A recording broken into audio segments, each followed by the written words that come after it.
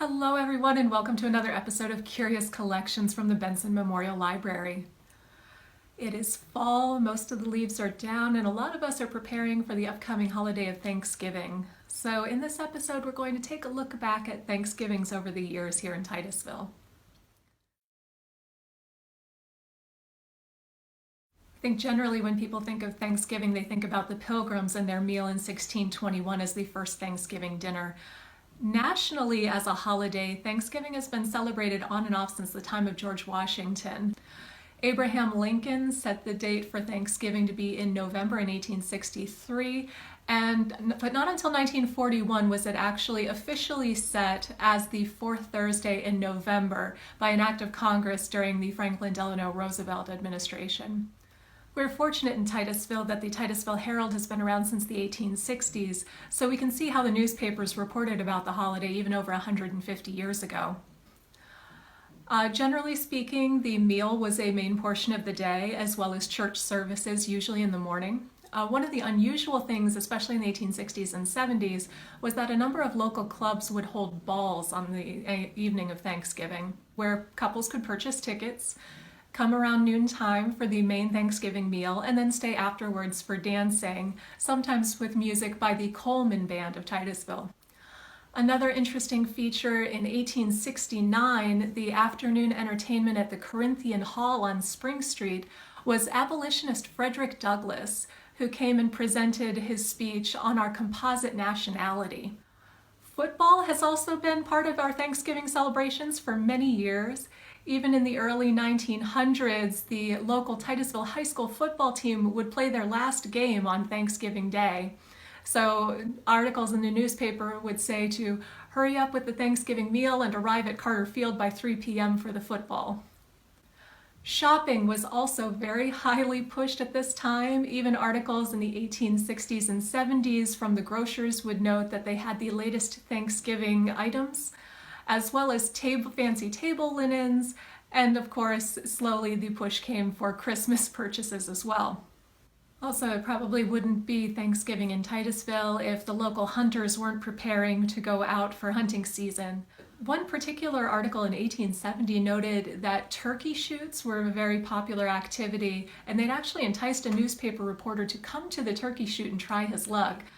Unfortunately, the newspaper reporter said he came nowhere close to hitting the mark, but he had a wonderful time. But Thanksgiving wouldn't be Thanksgiving without the big Thanksgiving meal. The turkey was the headliner of the meal. Apple pies and mince pies, cranberry sauce are all mentioned as being standard parts of the Thanksgiving tradition.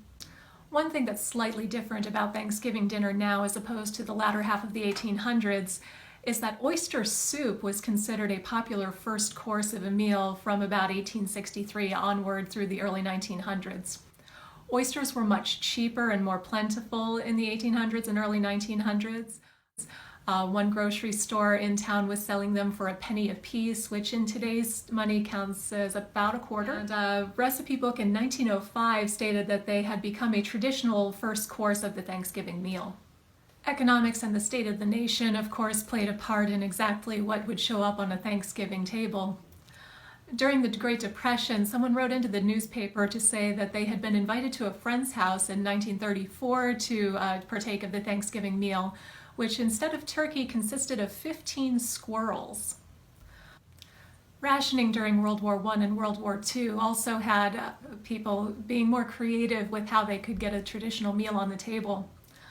With that in mind, and considering that this month still continues the Great Benson Bake Off, we are going to attempt a recipe that appeared in the Herald in 1943.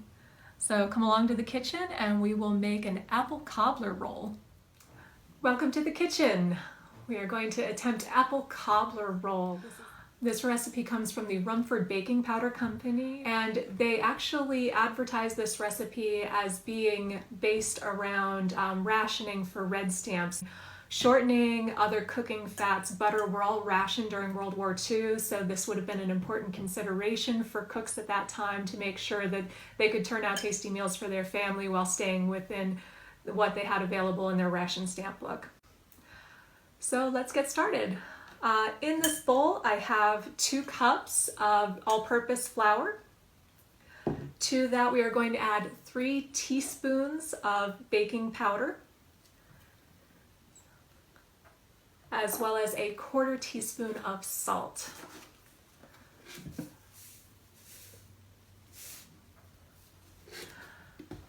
And now we will give that a bit of a sift, because we'll make it nice and fluffy and everything incorporated. And now we are going to cut in our shortening. As I said, there are 4 tablespoons of shortening here. This is Crisco. Now we're going to cut that in. You can use a fork or a couple of knives. I'm going to use my pastry blender here. So we are just going to get all that shortening mixed into the flour. And to our dough, we are going to add 3/4 cup of milk.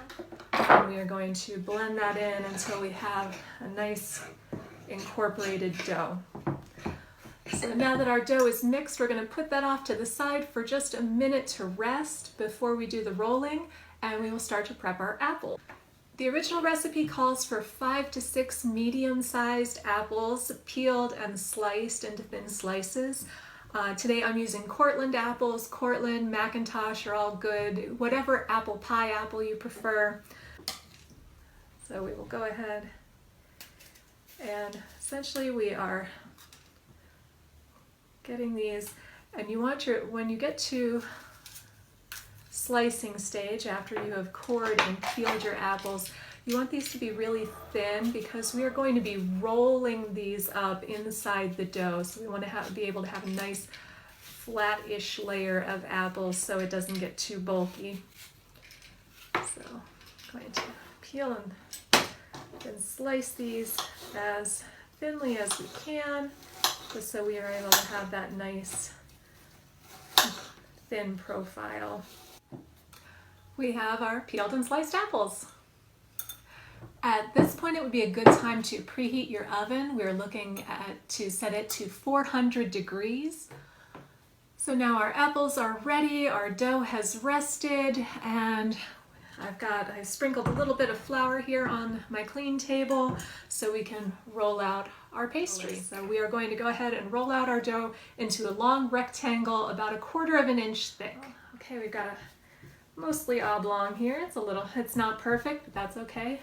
Perfection is not required. And we're going to take our thin apple slices and we're going to lay these out longwise. And we're going to cover this whole sheet of pastry with our apple slices. We just want to get a nice even layer of apples across this whole oblong of pastry.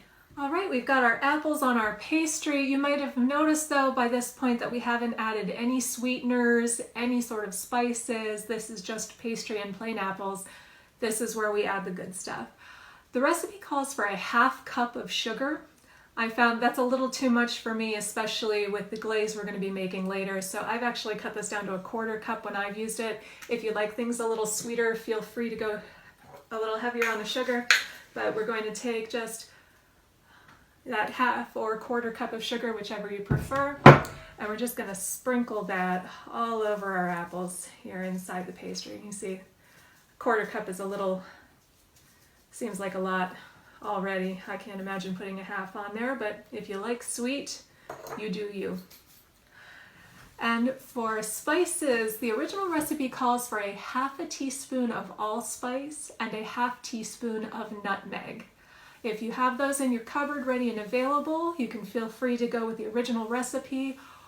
Or if you find that you don't always have allspice and nutmeg available, pumpkin spice. This also has cinnamon and ginger in it, both of which go well with apples, and it also has the allspice and the nutmeg. It'll give you a slightly different flavor, but very fall-like for those of you who don't mind pumpkin spice. So instead of the 1/2 teaspoon of allspice and 1/2 teaspoon of ginger, I'm doing 1 full teaspoon of pumpkin spice. And again, we're just going to sprinkle this over the apples, just like we did with the sugar. Give it a nice even coating. And you get those lovely fall smells with the spices. All right. At this point, this is where we're going to roll our pastry. So with a jelly roll, you start with this long side, and we're going to pick that up off the table very carefully, and we're rolling from the long side, from one side to the other, not the short side. We want this to be kind of lengthy like a pumpkin roll. So starting at the top here, a little bit at a time. This is a sticky dough. If it sticks to the table a little bit, that's okay. You just kind of pick it up as you go. And we're going to roll those apples into the pastry. So at this point we have a nice long, thin apple roll. And we will go and grab whatever baking pan you'd like to use. You can use a cookie sheet, a pizza pan, whatever you have available. So I have here just my ancient pizza pan, but it's just about the right size for this. So what we want to do is slide our roll onto the pan and hopefully not lose too many apples here in the process. And then what we're going to attempt is to curve this into a ring. So we're going to pinch together the ends of that pastry so we have a nice little apple ring. So we have our apple ring, and at this point we're going to put a couple of slices in the top just to portion it out. And as you can see, it's already kind of bursting with flavor here, so don't have to. And these slices, just a minor across the top. You don't want to cut the whole way through the pastry, just enough to give it a little sectioning. So we have 1, 2, 3, 4, 5, 6-ish sections. And at this point you don't need to butter the pan, you don't need to put any wash on the pastry. This is going to go into our 400-degree oven for 30 minutes. And while that is going, we're going to go ahead and prepare the powdered sugar glaze for the top. We will start with 1 cup of confectioner's sugar, and to that we're going to add 1 tablespoon of water and 1/2 tablespoon of vanilla extract. And we'll go ahead and give all that a whisk. This is going to be very thick. That's not a problem. Don't feel like you need to add extra water, because when we take our apple cobbler roll out of the oven, it's going to be steaming hot, and the heat will help this to spread across the whole cobbler roll. It has been 30 minutes and our apple cobbler roll is done. And you see we've got a little bit of apple goodness leaking out here. That is totally okay. So at this point, while it is still warm, we are going to go ahead and add our glaze. This is, again, it's very thick, but you'll see that when you put it on here, it's going to thin out pretty quickly just from the heat of the pastry and the apples inside. So that'll give it a nice little extra sugar pop on that kind of plain biscuit dough. And there you have it. That is the apple cobbler roll recipe from the Thanksgiving Day 1943 edition of the Herald. So if you happen to give this a try, let us know down in the comments how it goes. We hope everyone has a fantastic Thanksgiving, and we'll see you in the stacks. See you next time.